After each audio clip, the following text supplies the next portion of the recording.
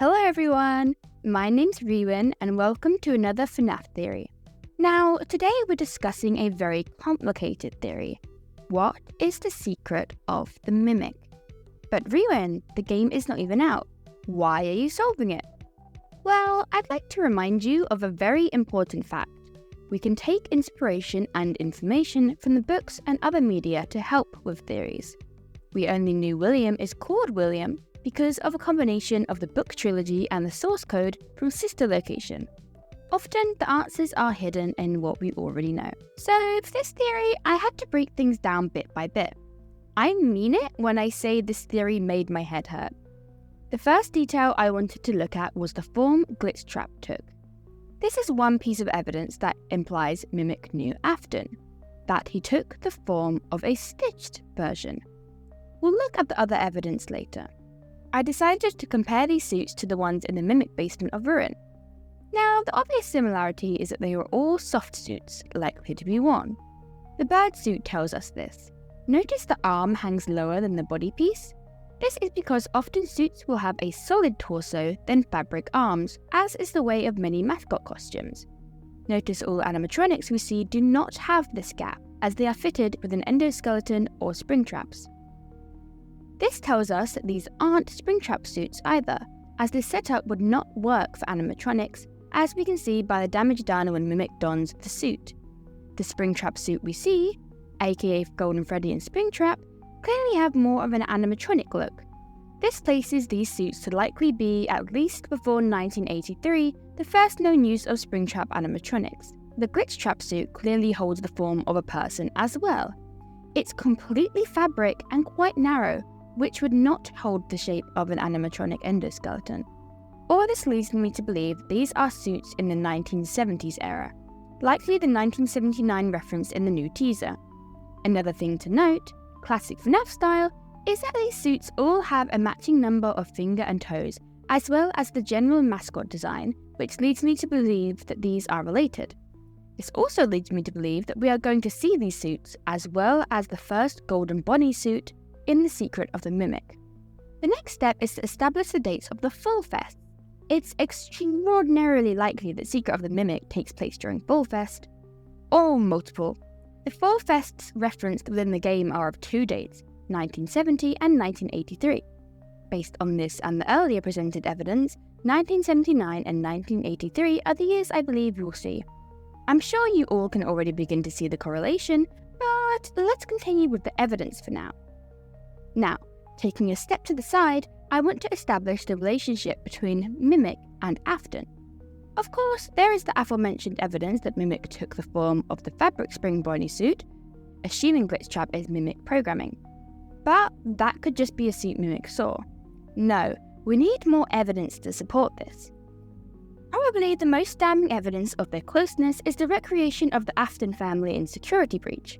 If this is the Afton family, which it is incredibly likely to be, Mimic knew a decent amount about the family. He knew what their mother looked like, with a surprising resemblance to Laura. He knew that Elizabeth was baby, which is something not many people in the universe know.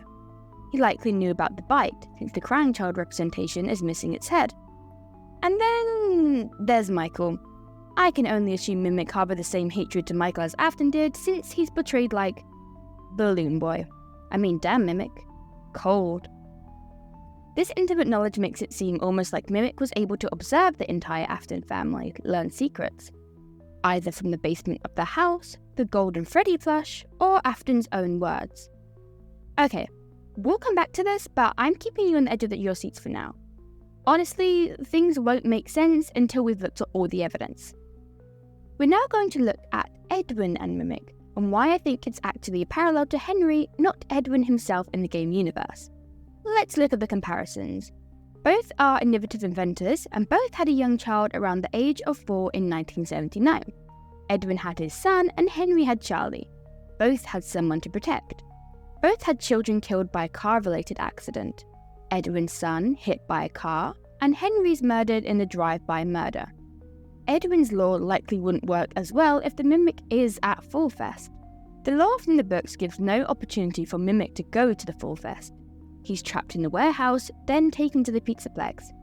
Additionally, according to the timeline, 1979, when the Mimic is likely made, it's just too early for a mass-produced Mimic line to be made for Fazbear Entertainment. I think Edwin is a stand-in for Henry, a parallel.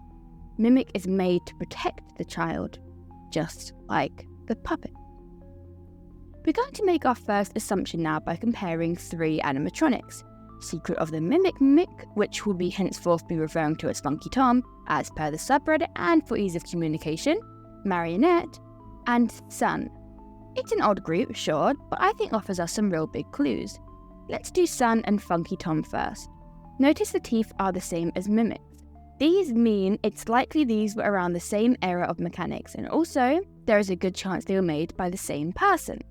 Given Henry was an inventor, it doesn't make sense that they hired someone else, aka Edwin, for all these inventions. Based on the likely Fall Fest minigame in Help Wanted 2, Moon was at one of these Fall Fests, likely the one he burnt at. Listen to the clunky sounds as he moves too. He's not as snazzy as the other security breach animatronics. Almost like he's older. Like the Mimic. His joints are more doll-like too, similar to an earlier experiment.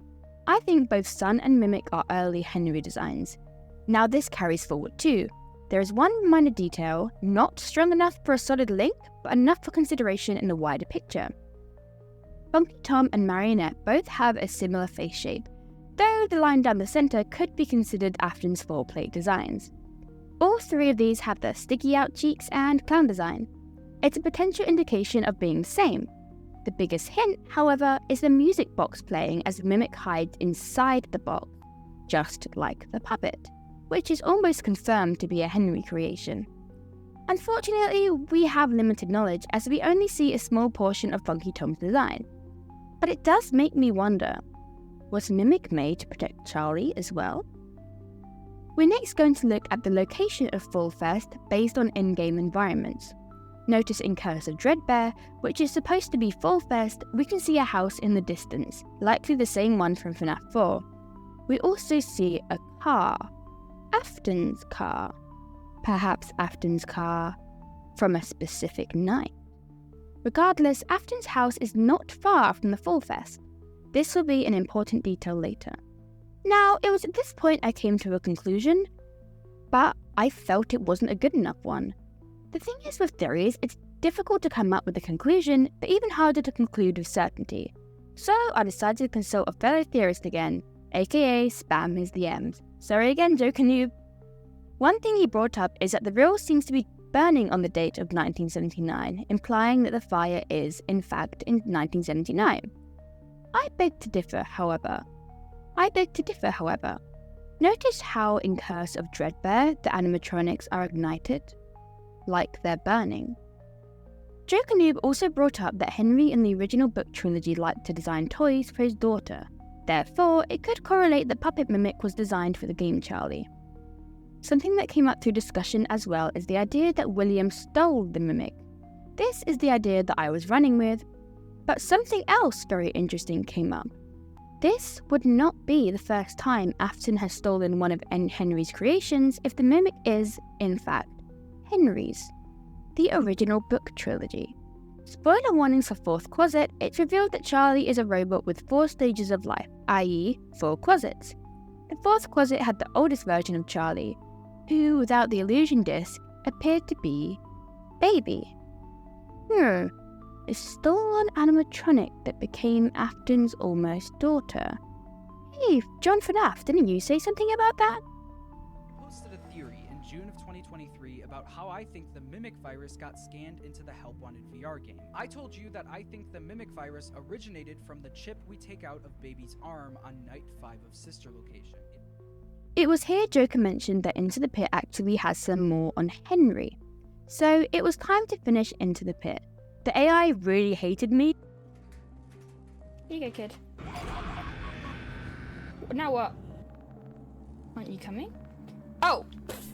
And was desperate to stop me finding the lore, but I persevered. Take that, Sparkles. Of course, the most important lore I discovered was that pelvic thrusting Bonnie is absolutely hilarious. Way! What? He's not trying to do something.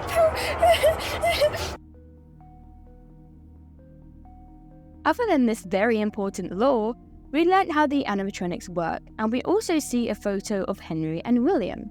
One thing that I found very interesting is the notes on animatronic behaviour. Notably, Chica has been making nests as a stress behaviour.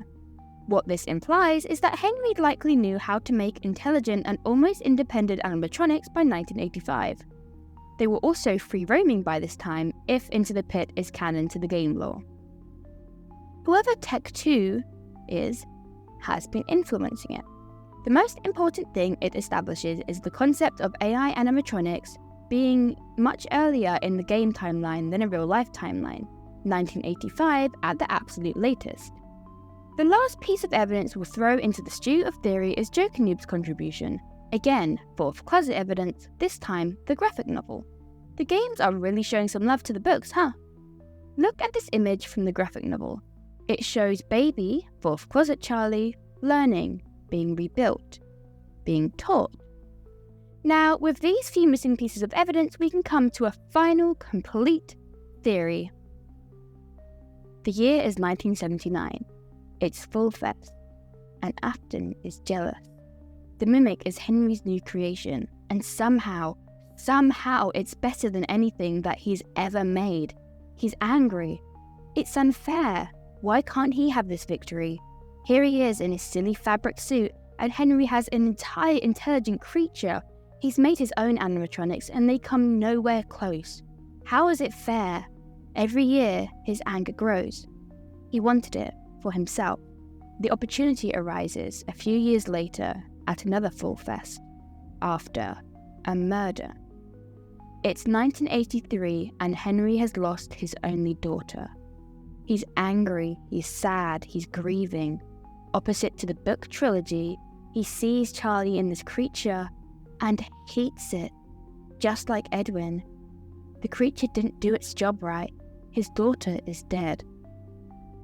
The creature, beaten and broken, is left on the ground at the Full Fest, where William finds it. But it's different. It's changed. Could it be possessed? Or did it really feel emotion at the child's death?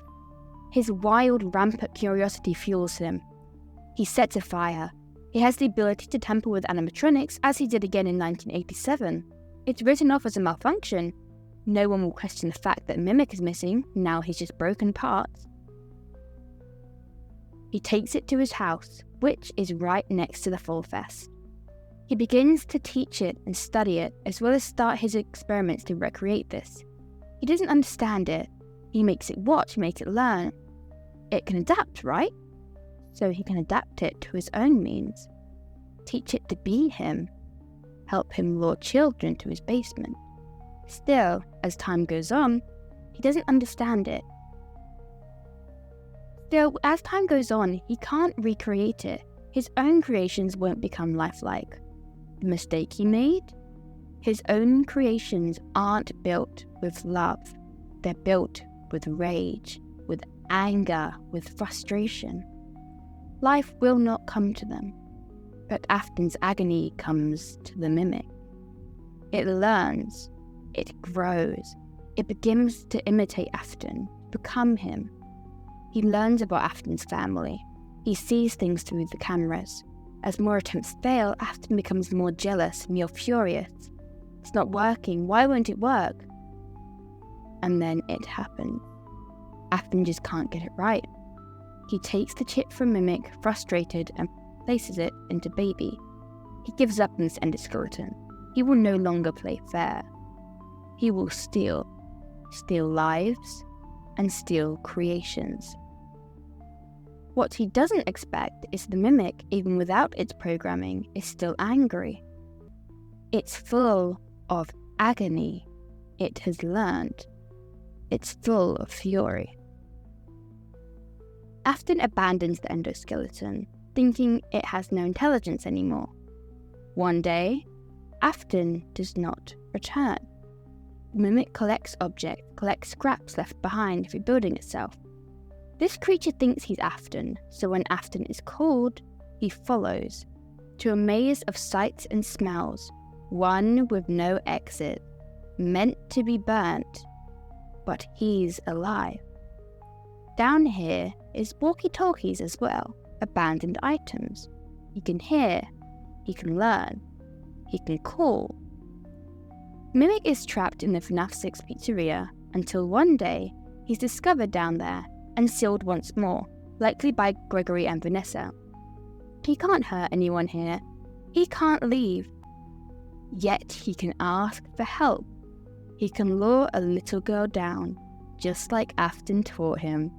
He can be freed. So what is the secret of the Mimic? Well, the secret is, he started it. Not on purpose, of course, but he did. He began to fuel Afton's jealousy. He began to fuel Afton's need for more. And worse, he started the desire to know more. An insatiable knowledge leading to evil extents.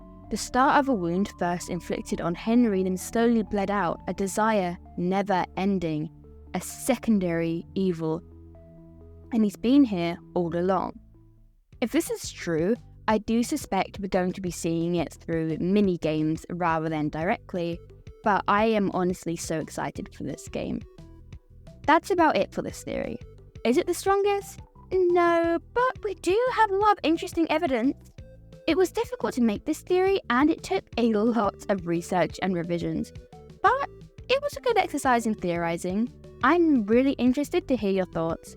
Huge thanks to all of you as well for your support so far. It's been amazing. The community has shown me so much love and it's honestly been amazing. Much love to all of you. Thank you and see you next time.